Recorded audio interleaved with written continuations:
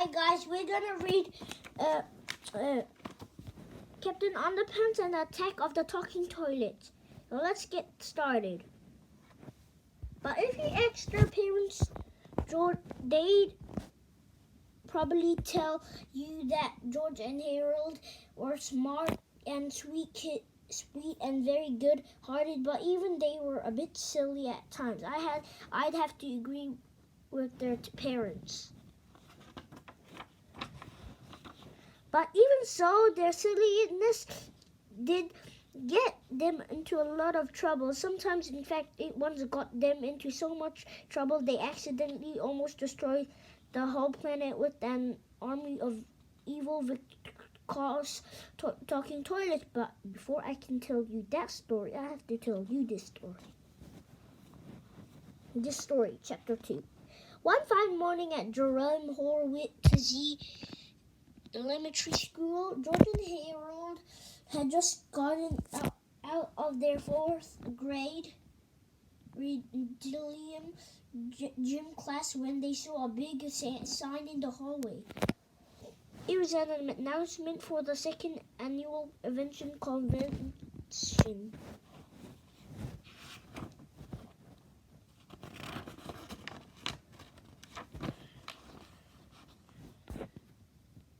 George and Harold had fond memories of last year's conversation, but the year's convention was a bit different. The first prize winner got to be principal for the day. Wow, said George. Whoever gets to be principal gets to make up all the rules for the whole day, and everybody in school has to follow those rules. We have got to win the first prize this year, exclaimed Harold. Just then, George and Harold's principal, Mr. Krupp, showed up.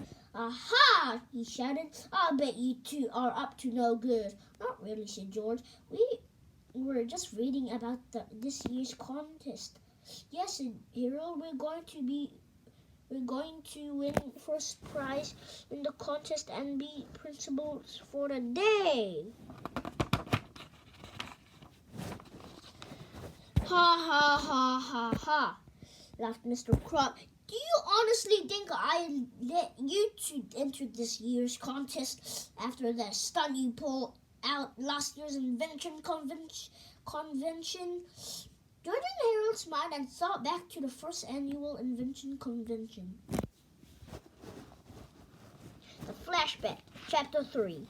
It was about 1 year earlier, and all of the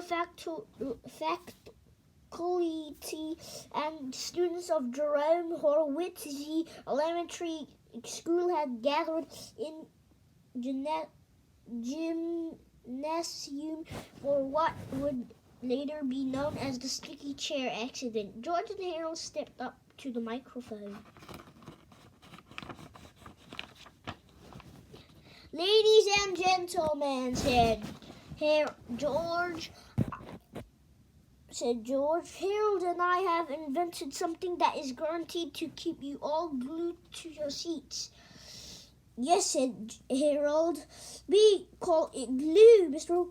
Krupp became very angry. You two did not invent glue, he shouted. He stood up to make the microphone away from Harold, and his chair stood up with him. Everyone in the gymnastic left. The school security, Miss Anthrop, stood up to help remove Mr. Krupp's chair from his pants. Her chair stood up with her too. Everyone in the gymnastic laughed harder.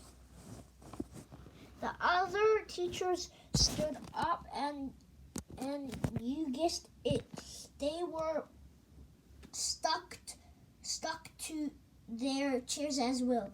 Everyone in the audience howled with laughter. One kid stood up to go to the bathroom, and his chairs came up with him. Also, the audience stopped laughing so hard. They all quickly kicked their tails, and suddenly the laughter stopped completely. Everyone in the whole school was glued to their seats.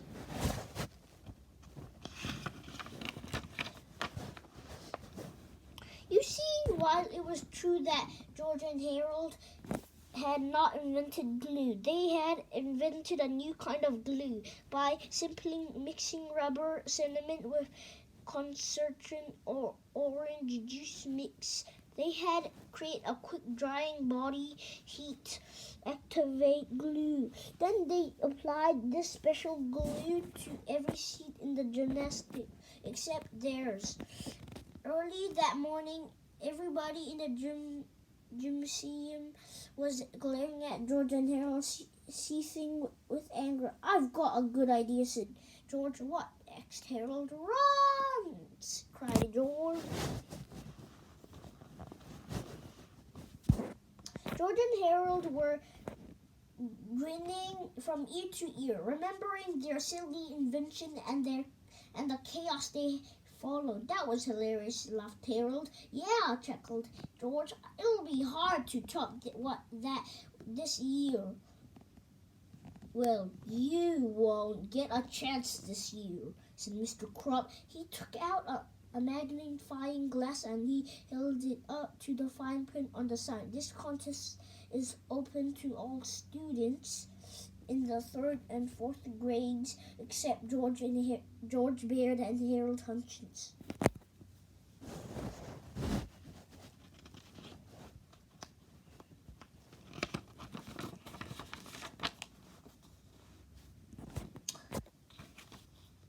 "You mean we can't enter the contest?" asked Harold. "It's worse than that," laughed Mr. Crop. "You boys can't even attend this year's convention. I'm putting you two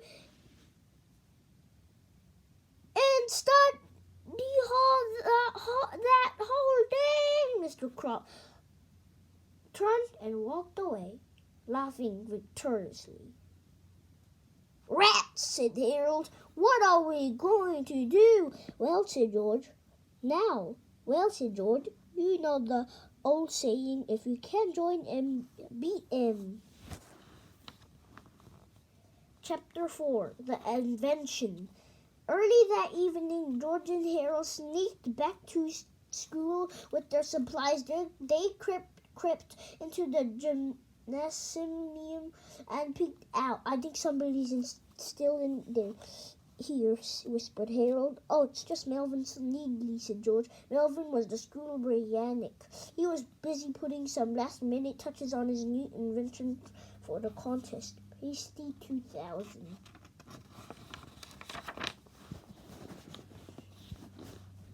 "We should wait here until he leaves," whispered Harold. "No way," said George. "He could be here all night." "Let's just go over and talk to him." When Melvin saw George and Harold approaching, he was not happy. "Oh no," he said. "I'll bet you guys are here to mess with everybody's inventions." "Nice guess," said George. "Listen, we promise not to mess with your invention if you promise not to tell anybody that you saw us here tonight." Melvin looked lovingly at his invention and recently agreed. "I promise," he said. "Great," said George. "Say, what is that invention of yours, anyways?" It just looks like a photocopy machine." "Well, it used to be a photocopy machine," said Melvin, "but I've made some major adjustments to it. Now it is an invention that will recognize the world. I call it the Pasty 2000. It revolves the world." "And you named it Pasty?" asked Harold. "Yes," said Melvin. "Pasty is an invention for photoatomic transvolulating ectophan tripotonic ziptomer. "I'm sorry I asked," said Harold.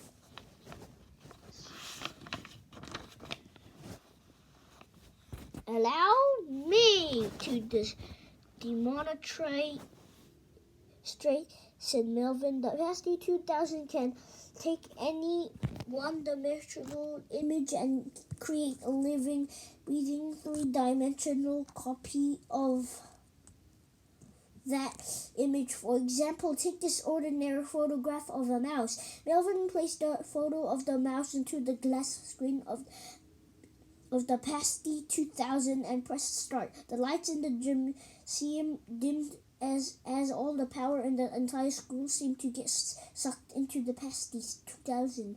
Soon the machine began to vibrate and hum loudly, and tiny bolts of static electricity snapped out from underneath. I hope that thing doesn't explode, said Harold. Oh, this is nothing, said Melvin. You should have seen how the Pasty 2000 reacted when I copied a poodle. Finally, after a series of flash and loud zaps, everything stopped. A small ding was heard, then a tiny mouse crawled out the side door of the Pasty 2000 and onto the floor. Isn't it wonderful? Exclaimed Melvin.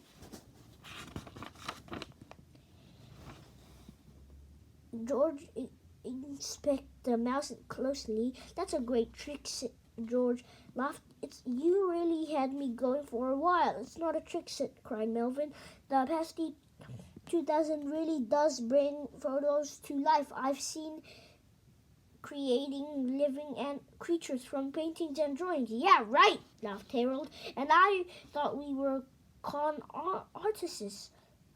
George and Harold walked away, chuckling. It was time to move on to bigger and better things.